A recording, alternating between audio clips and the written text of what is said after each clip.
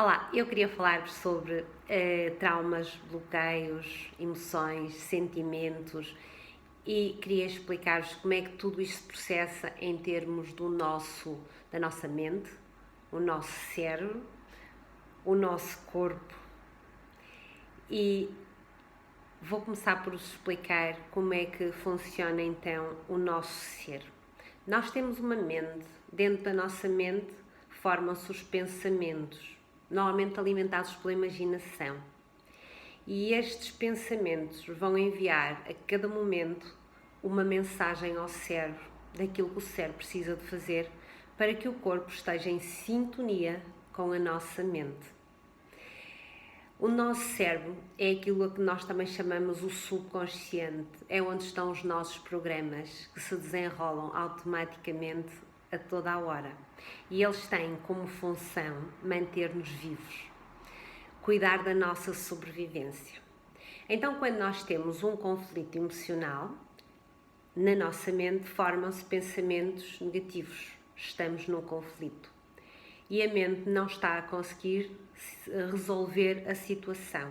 Enquanto a mente não encontra uma solução para o problema, está a enviar ao cérebro uma mensagem de que há aqui um perigo. O cérebro coloca todo o corpo em alerta.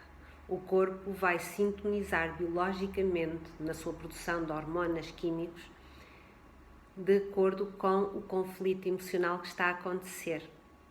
E então, normalmente vai libertar cortisol, que é uma hormona de stress, que não é muito saudável, mas se nós conseguirmos resolver, encontrar uma solução a nível mental para o problema, para o conflito, então o nosso corpo rapidamente vai estabilizar, porque a mente vai encontrar a solução, vai enviar para o cérebro a mensagem de que não, afinal está tudo bem, não aconteceu nada, e o corpo relaxa e tudo volta ao normal.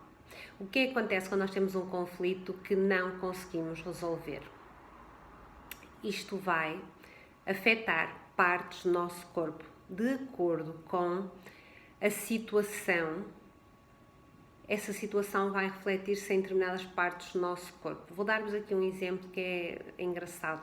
Imaginem um conflito do género: 4 mulheres são traídas pelo marido. Elas chegam a casa, cada uma à sua casa, e encontram o marido na cama com outra mulher. A primeira, perante a situação, fica horrorizada, obviamente, entra num conflito emocional e ela diz: eu não consigo engolir aquela situação, o que ele me fez. E começa, não é? Com pensamentos todos em sintonia com este estado de eu não consigo engolir, eu não consigo ultrapassar. Essa mulher, quando fala em não conseguir engolir, ela simplesmente vai estar a afetar a garganta. O chakra laríngeo vai afetar a sua tireoide e ela poderá, se não ultrapassar o conflito, se mantiver com esse conflito durante muito tempo, sempre a produzir esses mesmos sentimentos, porque depois a pessoa entra naquele rol de pensamentos e a cada passo está outra vez a pensar na mesma situação e cada vez que pensa, todo o corpo sintoniza. O nosso corpo está sempre em sintonia com a nossa mente. Então ela começa a ter realmente, o cérebro dela recebe a ordem da mente de que estamos aqui com um problema, nós estamos com um conflito, nós não estamos a conseguir ultrapassar a situação. Portanto, o cérebro entra no modo de sobrevivência e a zona afetada, como é a garganta, ele vai dar a ordem para que haja uma proliferação mais abundante de células na zona da garganta. O que é que isso vai fazer? Pode criar um tumor na garganta, porque é uma quantidade de células que se forma excessivamente. Então, neste caso, foi isso que aconteceu. A segunda mulher chega à casa e, perante a situação, fica horrorizada e diz o que ele me fez, o que ele está a fazer, o que ele está a fazer aos filhos. E a minha filha, que é tão apegada a ele, como é que ela vai reagir? Ai, que drama, que horror! Como é que eu vou ultrapassar isto? Como é que eu vou proteger a minha filha? a minha filha vai sofrer toda a vida. Então, ela está ali com uma situação de medo de não ser capaz de cuidar da filha. Então ela vai querer nutrir a filha. Como é que uma mãe nutre um filho? Através da amamentação. Então essa mãe, nesse estado, a mente, com esses pensamentos, vai enviar uma mensagem ao cérebro que vai produzir células à produção de leite, vai aumentar a proliferação de células referentes à produção de leite para que essa mãe consiga alimentar a sua filha. O que é que vai acontecer? Ela pode ganhar um tumor na mama se ela continuar com esses pensamentos. E normalmente estes processos duram muito tempo, porque depois são coisas que passam para o inconsciente. Porquê? Porque o inconsciente, o cérebro, tomou conta do problema, arranjou uma solução.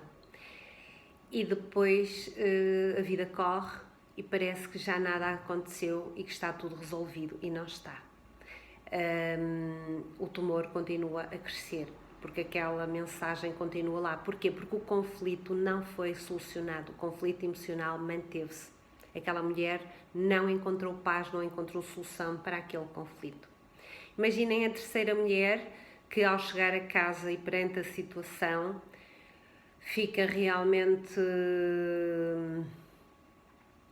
enojada com a situação. Ela acha aquilo realmente um nojo, uma coisa horrível. E então, quando uma pessoa está a ver aquilo como uma situação nojenta, está aqui a refletir essa situação na zona dos órgãos de eliminação. Provavelmente essa mulher vai ter esse problema vai refletir-se no cólon, portanto ligado ao intestino. Mantendo-se o problema, vai haver então uma proliferação celular excessiva nessa zona e ela pode ganhar um tumor no cólon. A quarta mulher chega a casa e vê a situação, fecha a porta do quarto, sai e diz: olha, ainda bem, eu já estava farta deste gajo, agora vou-me divorciar, vou ficar livre. Olha, foi a melhor coisinha que me podia ter acontecido. Até fico bem na fotografia, porque afinal ele é que meteu o pé na argola. Vamos resolver isto e fica tudo bem.